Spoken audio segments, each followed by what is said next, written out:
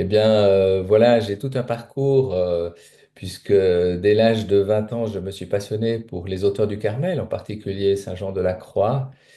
Et puis, durant mon parcours universitaire, j'ai eu deux étapes marquantes. D'abord, une thèse doctorale sur Thérèse d'Avila, l'expérience de la miséricorde divine chez Thérèse d'Avila. Puis une habilitation, c'est-à-dire ce qu'on fait après pour enseigner sur Saint-Jean de la Croix. Et Mhm. j'ai publié aux éditions du Carmel La montée du Mont Carmel avec un guide de lecture. Alors, c'était été un long travail de plusieurs années de faire une lecture approfondie dans l'espagnol du XVIe siècle de Saint-Jean de la Croix avec tout l'arrière-fond théologique que cela aussi suppose pour étudier ces auteurs.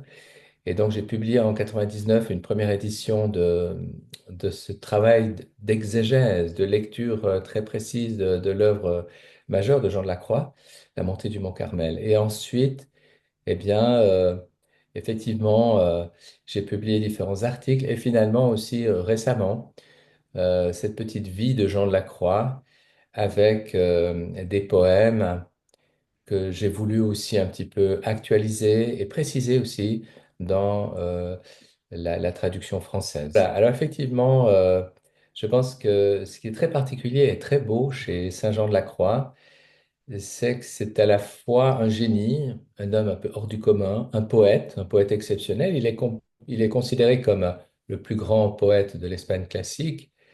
Et puis, au fond, de vouloir euh, montrer que sa vie a quelque chose de poétique. C'est un poète en action et un poète de Dieu. Il parle de Dieu d'une façon tellement belle. Dieu, c'est la suprême beauté, c'est un chant.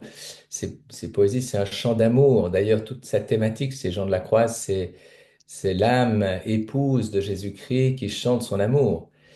Et donc, l'idée, c'était d'écrire une petite vie de Jean de la Croix qui fasse écho à ses poèmes. Une sorte de vie poétique, mais en même temps qui fait appel à toutes les recherches contemporaines sur Jean de la Croix pour font montrer aussi plus précisément qui était Jean de la Croix. Ça, c'est la première partie de ce petit livre, Le chant dans la nuit. Et la deuxième partie, ce sont ces poèmes que j'ai voulu donc un peu retraduire d'une façon, à mon avis, plus juste du point de vue de la traduction, mais aussi plus contemporaine. Voilà, justement, c'est la beauté de cette vie, la beauté du témoignage de Jean de la Croix et son actualité. Je pense que dans un monde comme le nôtre, retrouver ces auteurs qui sont joyeux, qui sont remplis d'amour, de beauté, c'est extrêmement stimulant. Et je pense que ça vaut vraiment la peine de retrouver cette source d'inspiration, parce qu'en fait, Jean de la Croix, c'est quelqu'un qui a cherché une profonde cohérence chrétienne.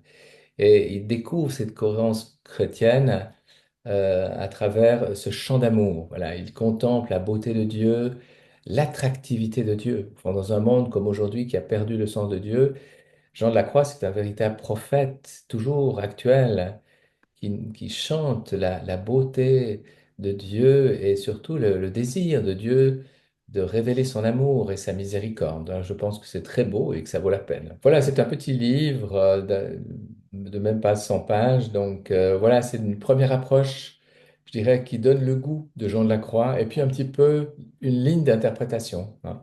Je pense que les poèmes de Jean de la Croix sont la ligne directrice de son œuvre, parce que ce sont essentiellement des poèmes qui chantent l'amour de Dieu, l'union d'amour entre l'âme et Jésus-Christ, son époux, comme il dit à la suite de Saint Paul de l'Écriture. Jésus lui-même revendique le titre d'époux.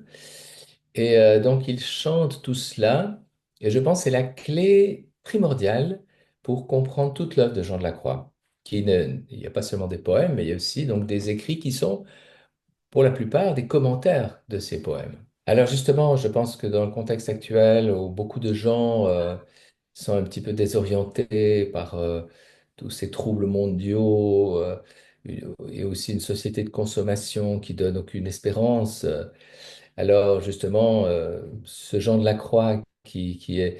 Alors c'est très intéressant parce que Jean de la Croix, c'est un pauvre. Il est issu d'un milieu très pauvre du fait que il a perdu son père quand il était tout petit.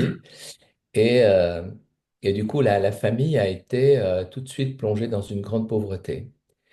Mais ce Jean de la Croix, qui a reçu la foi de sa maman et puis qui se retrouve dans une société où tout tourne au XVIe siècle autour de la foi, eh bien, il sera d'abord recueilli dans une sorte de petit collège pour les pauvres, les orphelins en particulier.